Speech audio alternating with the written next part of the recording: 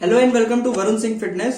आज मैं बात करने वाला हूँ फिटनेस इंडस्ट्री की कुछ कॉमन मिथ्स के ऊपर जो बहुत ही ज्यादा लोगों के दिमाग में फैली हुई है।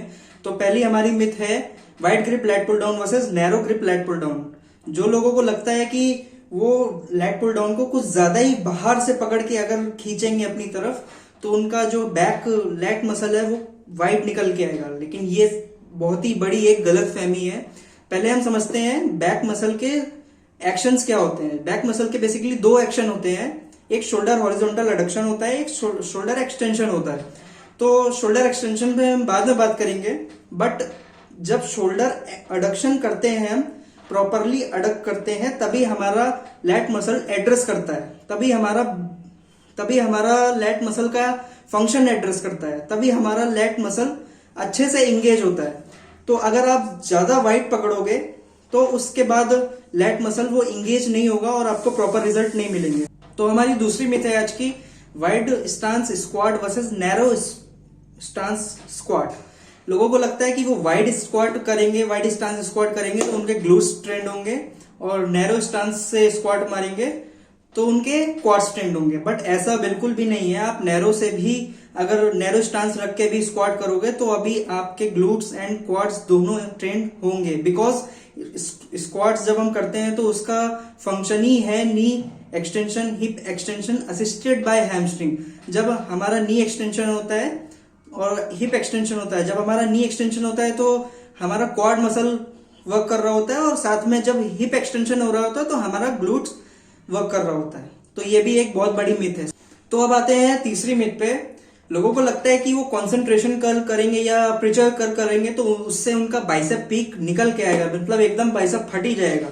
तो ये भी एक बहुत बड़ी मिथ है गाइस, बिकॉज हमारा जो बाइसेप का पीक है वो हमारे फर्स्टली जेनेटिक्स पे डिपेंड करता है, दूसरा हमारी मसल बेली पे डिपेंड करता है।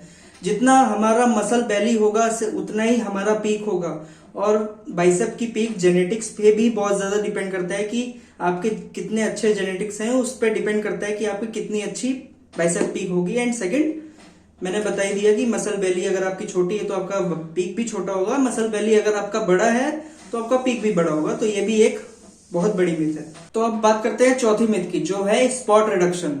एज अ पर्सनल ट्रेनर मैंने अपने बहुत से क्लाइंट्स को बोलते हुए देखा है कि उनको चेस्ट का फैट कम करना है, साइड्स का फैट कम करना है, हाथ का फैट कम करना है, फेस का फैट कम करना है। तो ये बिल्कुल भी पॉसिबल नहीं है। लोगों को लगता है कि वो साइड बेंड्स करेंगे तो उनका साइड का फैट कम हो जाएगा, वो चेस्ट की एक्सरसाइजेस करेंगे तो उनका चेस्ट का फैट कम हो जाएगा। बहुत से लोगों को तो मैंने ये भी बोलते हुए देखा है कि अगर आप तुमको वो फेस का फैट कम करना है तो च्युइंगम चबाना शुरू कर दो, उसका फेस का फैट कम हो जाता है। तो ये बिल्कुल भी पॉसिबल नहीं है। बहुत सारी रिसर्चर्स ने भी प्रूव किया है कि स्पॉट रिडक्शन बिल्कुल भी पॉसिबल नहीं है। अगर आपको बॉडी फैट कम करना है तो वो आपका ओवरऑल बॉडी फैट कम होगा, कहीं स्पेसिफिक जगह का बॉडी फैट बिल्कुल भी कम नहीं होगा। तो ये भी एक बहुत बड़ी मिथ है।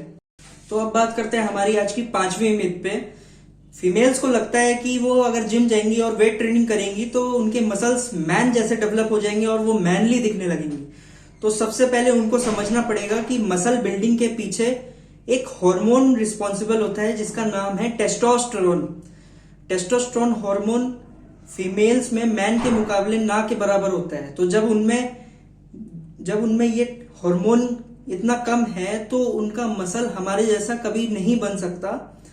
हाँ, बहुत सारी फीमेल्स आपने ये भी देखी होंगी कि वो मस्कुलर दिखाई देती हैं बिकॉज वो बॉडी बिल्डिंग कॉम्पिटिशन्स खेलती हैं, इसलिए वो इतना मस्कुलर दिखाई देती हैं और वो सिंथेटिक हॉर्मोन्स का यूज करती हैं।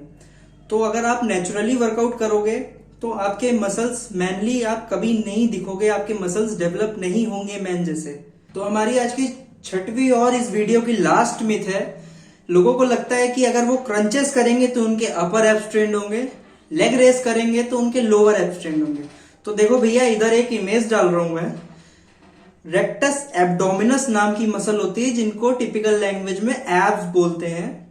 इसमें कोई अपर एब्स और लोअर एब्स नाम की मसल ही नहीं है। रेक्टस मीन्स साइंस की लैंग्वेज में सीधा, रेक्टस मीन्स सीधा।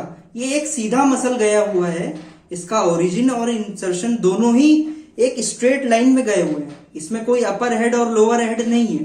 तो ये भी एक बहुत बड़ी मिथ है कि अपर एब्स ट्रेन करने तो ये करो, लोअर एब्स ट्रेन करने तो लेग रेज करो। अगर आप लेग रेस भी करोगे तो भी एक ही मसल ट्रेंड होनी है, और अगर आप क्रंचेस भी करोगे तो भी वही मसल ट्रेंड होनी है। इसमें कोई अपर हेड और लोअर हेड मसल है ही नहीं। तो ये थी आज की मेरी वीडियो। अगर मेरी वीडियो आपको पसंद आई तो प्लीज लाइक करें, औरों में शेयर करें, और मेरा चैनल प्लीज सब्सक्राइब करें। और भी टॉपिक्स पे वीडियो लाता रहूंगा। Thank you, good bye.